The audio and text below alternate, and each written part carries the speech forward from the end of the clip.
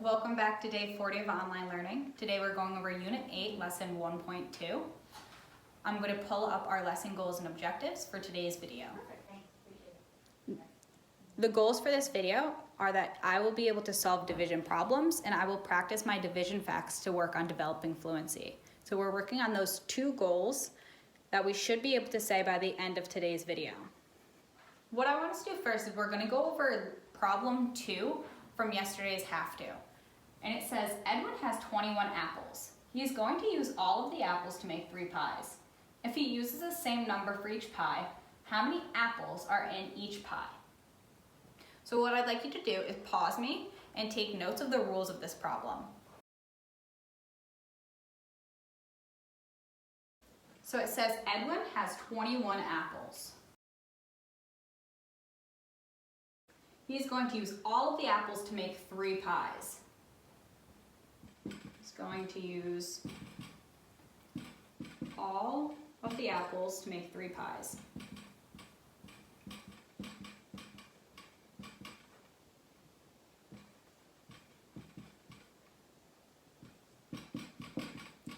I'm circling 3 pies because that's important. If he uses the same number for each pie,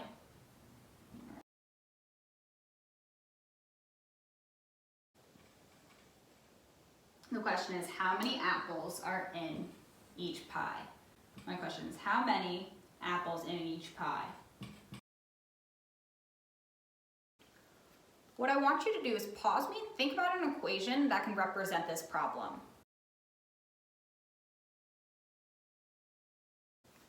An equation that I can use to represent this problem is I see that he has 21 total apples, and he's going to break it up into how many groups? He's going to break it up into 3 groups, and then this should give us how many apples are in each. Another thing that I can think of, or another equation, I could think if I have 21 apples, and I break them up evenly, so however many I put in each, and then I will get 3 groups. Pause me and think about a multiplication equation that can be used to represent this same problem. So just like addition and subtraction are related and they can be fact families, multiplication and division can also represent fact families. So I can figure out this problem using a multiplication sentence, just like I can figure it out using a division sentence. But it's important for me to pay attention. I want you to think right now, what is my total in this problem? What is the biggest number that I'm going to get? So I know the biggest number that I'm going to get is 21. And it's the biggest because that's how many apples he's going to have. He's not getting any more, and he's breaking it up into 3 different pies. So I know that my product, or my answer to my multiplication sentence, is going to be 21. That's my biggest amount. Just like in division, I'm starting with my biggest amount that I'm breaking up. I need to end with my multiplication sentence with that biggest number. So I know that I can figure this out by doing 3 groups with how many in each group equals 21. Or I can do how many in each group times 3 groups is equal to 21 total. So using one of these equations, I want you to pause and solve for this problem.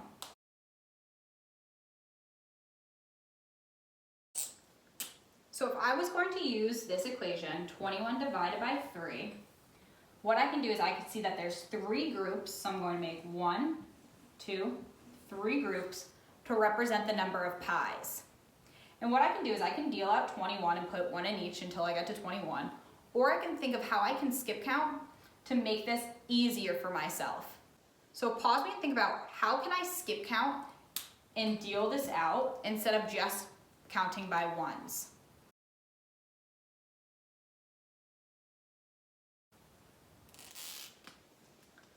I can skip count by 2s, and I can see that I have 2, 4, 6, 8, 10, 12, 14, 16, 18, And then I'm going to think 18. If I did another 2, that'd be 20, 22. So then I can't keep going by 2s.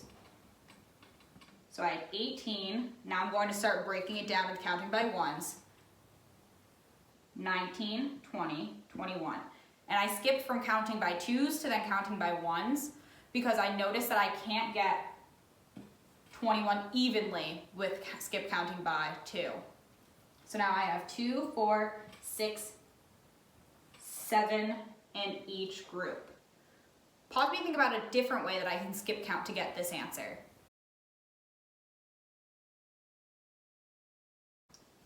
Another way I can skip count is, again, I can think about these 3 groups or 3 pies. And then I know 3 times 5 is 15. So I can do, and that's less than 21, so I can do 5, 10, 15. And now I'm going to count by 1. So 15, 16, 17, 18, 19, 20, 21. So this time I still got 7, but I did 5 times 3 plus, and then I did 2 3 times. So all I did is I broke it up into multiplication problems that I already knew. One thing that I noticed is what we can do is we can relate our division problems with multiplication problems. We're using multiplication to help us solve for our division problems. What I want you to do is start thinking about what is this relationship between both multiplication and division. Why can we use multiplication to solve a division problem like when we did in Edwin's pie? Pause me and think about that.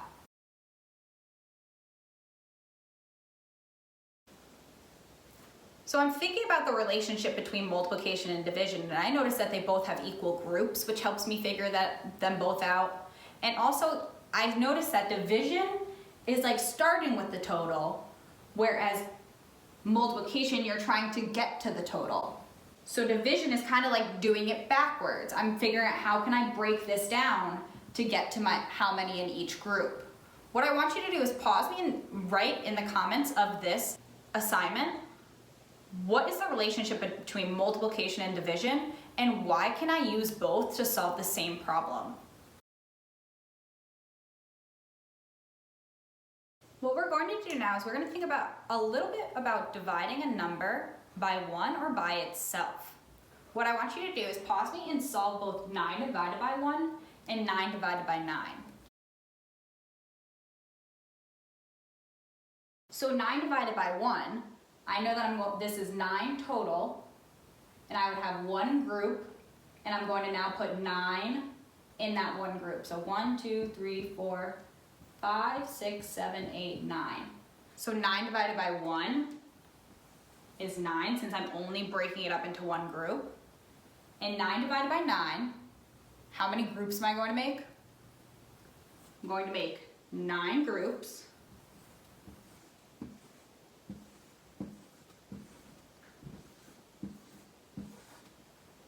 And then deal out 9. So 1, 2, 3, 4, 5, 6, 7, 8, 9. So 9 divided by 9, or 9 divided by 9 groups, would be equal to 1, or 1 in each group. Now let's think about 10 divided by 1, and 10 divided by 10, and 12 divided by 1, and 12 divided by 12. Pause me and try to solve these problems by yourself.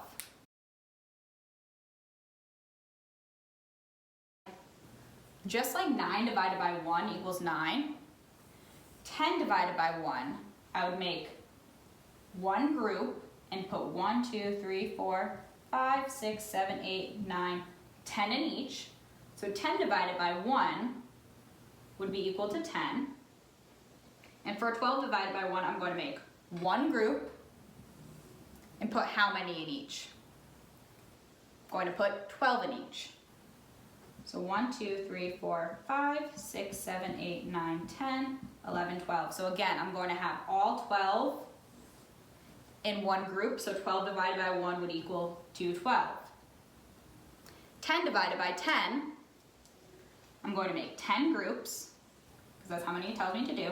1, 2, 3, 4, 5, 6, 7, 8, 9, 10.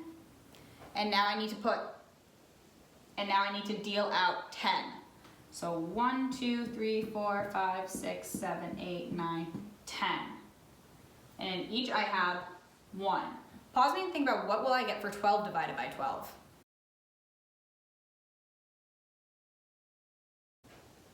For 12 divided by 12, I need to make how many groups? 12 groups, and then deal out my total of 12. So if I did the same thing, again, I would get 1. There would be 1 in each group. What I want you to do with somebody at home is I want you to think about a rule that you can say for what happens when you divide a number by 1. Pause me and talk about that with somebody at home. What happens when you divide a number by 1? So I asked you to think about a rule that can represent when a number is divided by 1. So I wrote, when you divide a number by 1, what's going to happen? If I divide it by 8 divided by 1 or 7 divided by 1, the answer is going to be the same number. So when you divide a number by 1, the answer will be the same number.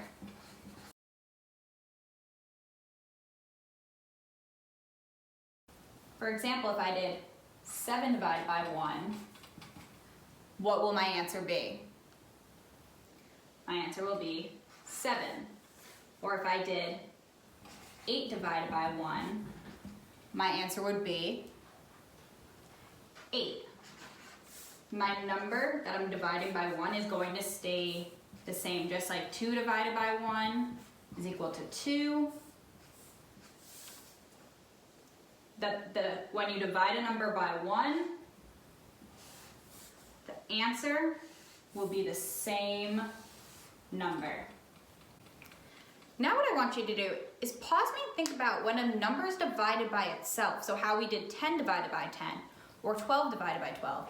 What is a rule that we can say for when a number is divided by itself?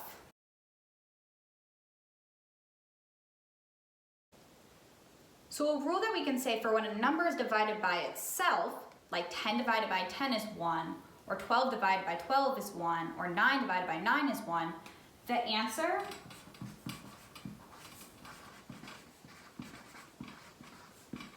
is 1. And that's because you're breaking your total into the same amount of groups. Let's say when you divide a number by itself, the answer is 1.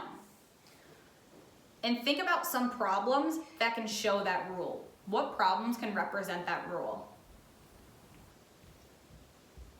I could say that 7 divided by 7 is equal to 1, and that's because I'm putting 7 into 7 groups. So 7 groups. And now I need to deal out 7, so 1, 2, 3, 4, 5, 6, 7. There's 1 in each group.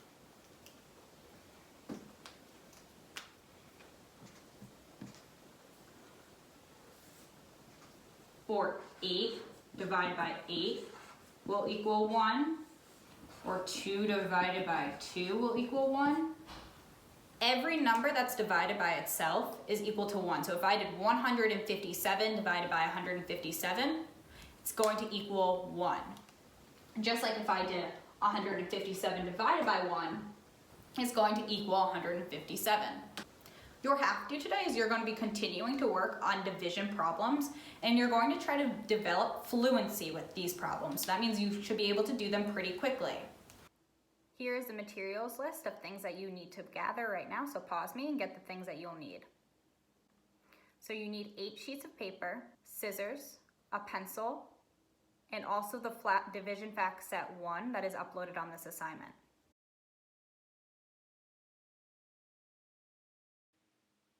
Here you have division facts divided by 1, divided by 2, divided by 3, divided by 4, divided by 5, divided by 6, and divided by 10. Those are all the flashcards that you need to make. There's one equation per flashcard. What you're going to do for your have to is you're going to get blank sheets of paper, and you're going to first fold it in half, and then fold it in half again, all the long way. And then you're going to fold it like this. So when you open it up, you should have 8 pieces. You're going to cut out each of the pieces.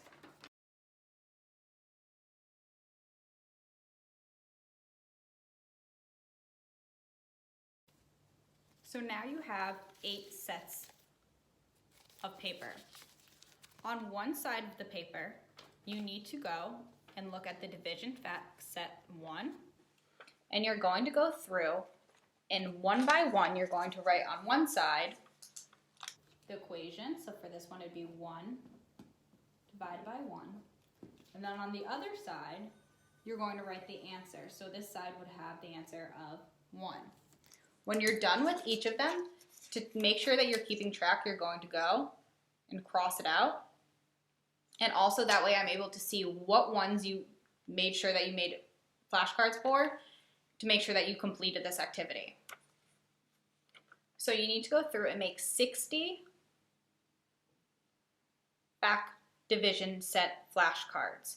And when you're done making them, you're going to then quiz yourself. So if I was to do this, I would say 1 divided by 1. And I guessed the answer before I flipped it was 1, and I'm going to put it into the set of facts I know. And I'm going to make one pile with ones that I already know. If I'm going through and I do 18 divided by 6, and I don't know right away that 18 divided by 6 is 3, I'm going to put it into a separate pile to then say those are the facts that I don't know. So you need to make 2 piles of facts that you know and facts that you still need to work on. You will be making 60 flashcards, and I'm able to check by seeing which ones you crossed out when you turn in this assignment. Here's your have to slide for today. You need to create all 60 flashcards with the division facts of divided by 1, divided by 2, divided by 3, divided by 4, divided by 5, divided by 6, and divided by 10. I need you to make sure that you put the equation on one side of the flashcard and the answer on the other. And then also quiz yourself for 30 minutes afterwards and create 2 piles of facts I know and facts I'm working on. Here is an optional math flashcards link that you can use once you already created the flashcards. This is something that you can also do if you want more practice. So you can click on this link, which will bring you to this site. And all you can do is just think in your head 56 divided by 7 and try to quickly figure out the answer. So I know 56 divided by 7 is 8. And then it tells you the answer on the other side, and it will keep going. And that's an optional website that you can use.